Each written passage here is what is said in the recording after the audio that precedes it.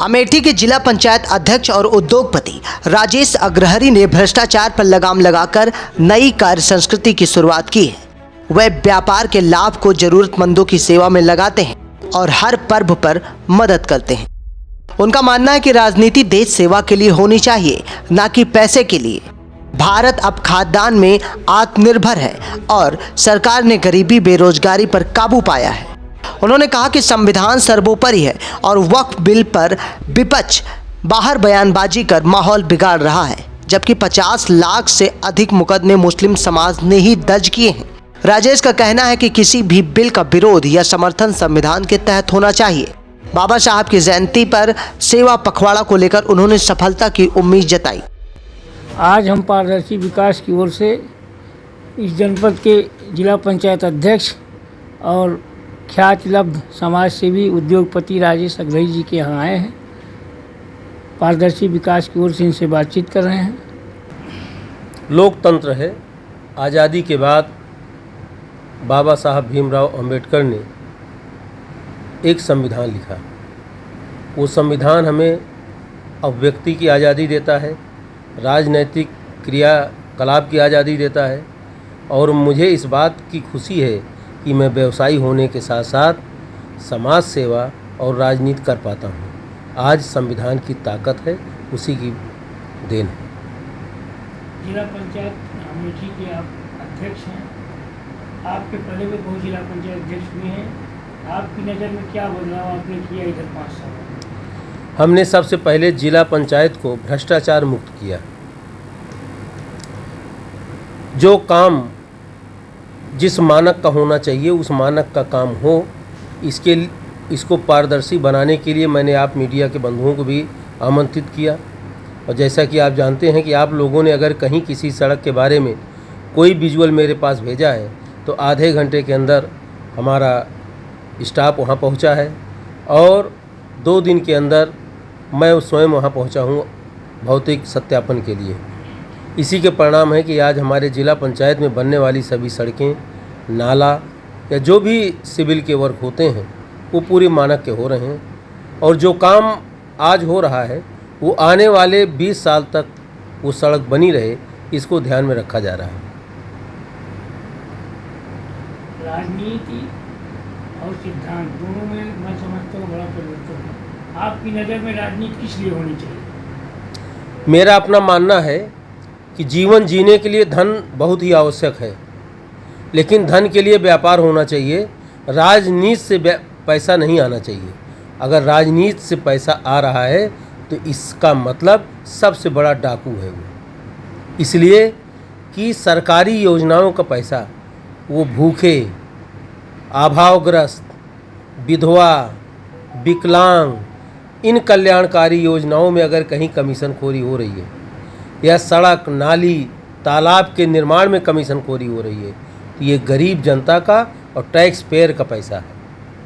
इससे बड़ी लूट और इससे बड़ा डकैत कोई नहीं हो सकता है। इसीलिए मैं ये कहता हूँ कि व्यापार से पैसा कमाओ और उसके बाद जीवन को सार्थक बनाने के लिए जिस सोसाइटी से हम धन कमाते हैं उस सोसाइटी के लिए भी हमारा दायित्व बनता है और उसका मैं आप लोगों के निगाह में सब कुछ रहता है। मैं ईमानदारी से पालन करता हूँ और मैं भगवान से प्रार्थना करता हूँ कि सारे उद्यमी, सारे समाज सेवी और सारे नेता सब बेईमान नहीं होते हैं, सब अच्छा काम करें। देश को संजोने की ज़रूरत है, देश को आगे बढ़ाने की ज़रूरत है और ये तभी संभव है जब कटुता हटे, सौहार्द बढ़े। और मैं समझता हूँ कि इस समय ये वातावरण बहुत उपयुक्त है। वक्फ बोर्ड बिल को लेकर पूरे देश में हंगामा चल रहा है, इस बारे में आपका क्या दृष्टिकोण? राजनीति की रोटी सेकने वाले ये हंगामा कर रहे हैं। जब सदन में बोलने की बारी थी तब तो कुछ लोग बोले नहीं।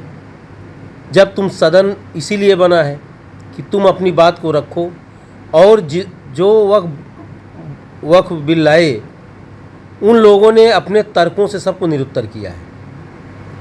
इस देश में एक ही रूल चलना चाहिए उस संविधान का और संविधान के सिद्धांतों का भी वायलेशन ना हो, इसकी भी चिंता करनी चाहिए समाज को। तो मैं समझता हूँ कि अगर संविधान के अनुरूप है तब ये बहुत अच्छा है।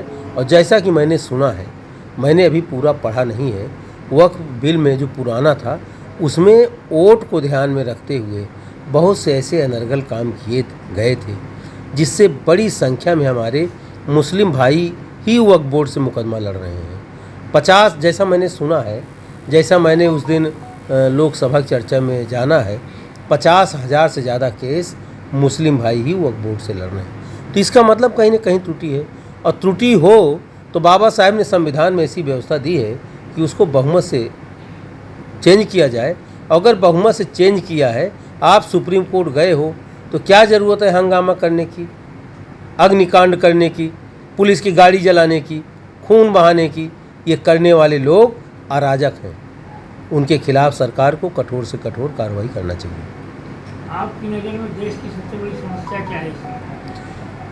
देखिए, देश की एक समस्या है जो हमेशा विद्यमान रहेगी, उसमें धीरे धीरे सुधार होना चाहिए। गरीबी और बेरोजगारी।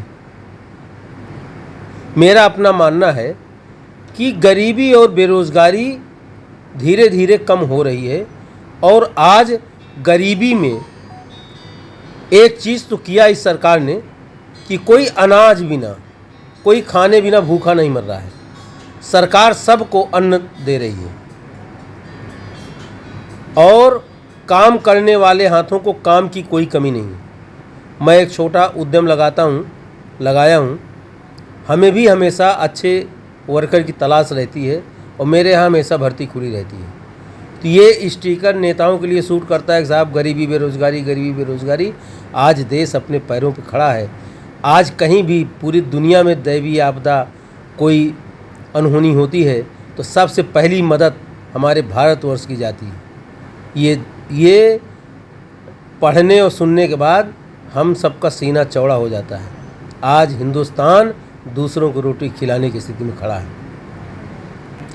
देखिए, जो देश को जानता है, देश को समझता है, देश की मिजाज को जानता है, बाबा साहब भीमराव अंबेडकर की योगदान को कोई भुला नहीं सकता है।